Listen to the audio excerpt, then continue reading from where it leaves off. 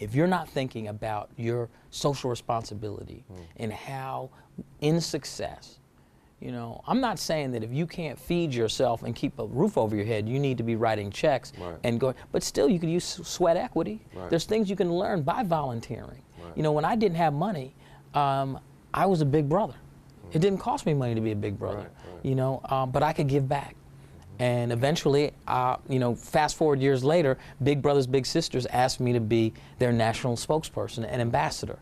But at the time, I wasn't doing it for that. I was doing it because I wanted to sow seeds into a young person's life. Now, by speaking of Big Brother, though, and speaking of what you just talked about in terms of you know, investing and people approaching you, being organized. Yes. And we talked about, you know, the passion you've had to give back to youth. Now, when a young person walks up to you, that's an investment too. When they're asking you to invest knowledge and mentorship into them. And sometimes it's a risk because they come to you unorganized. Now, I know this is a little different like than an investor who's saying, hey, I got this great product, program, or what have you. Here's a young person saying, hey, I could really be something one day, even though look at what I'm doing right now.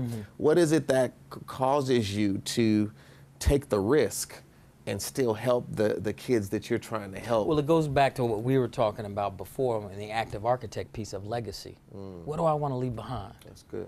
You know, you know, that's what I think about when I'm taking the roles that I play. You know, you don't see me just playing any old role. You know, and I'll guarantee you this: in over the course of my career, I could have made a lot more money and been a lot more famous if I would have taken some of the roles that came my way. I didn't want to represent that as a man of color. Some types of things, some types of projects, I didn't want my name associated with because I didn't think it uplifted people.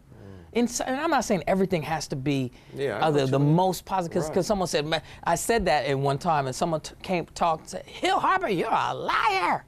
I said, what am I lying about? I saw that movie you did when you were a drug dealer, and you said that you'd only play roles where positive.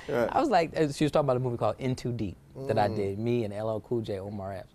I have blonde hair in the movie. And I said, ma'am, you misheard me. I said, I only want to do projects that have something positive, or at least not negative. What's the message? You know, of what's that the movie? ultimate, the ultimate message of the movie? I love playing bad guys. I wish I got cast more. People, I guess I don't strike fear in people's hearts when they see my face, so I don't get to play as many bad guys as I like. But I wish I could play more. But but the point is that if that movie would have ended with me and LL Cool J, the two drug dealers, in a hot tub with Cristal saying dealing drugs is good, then I'm not in that movie. If the movie ends like it did with Omar Epps, who's the good guy, getting the girl, we have the negative consequence of our activity is shown. And to me, the film is responsible in that way. There's a lot of irresponsible stuff that's happening, whether it's in a regular business area or in entertainment. I don't want to be a part of that. I don't want to be a part of irresponsibility. I don't want to be a part of degradation, anything that's hurting people or negative. And in fact, I want to be a part of the opposite. I want to be a part of something that makes people laugh, cry, uplifts them in some way.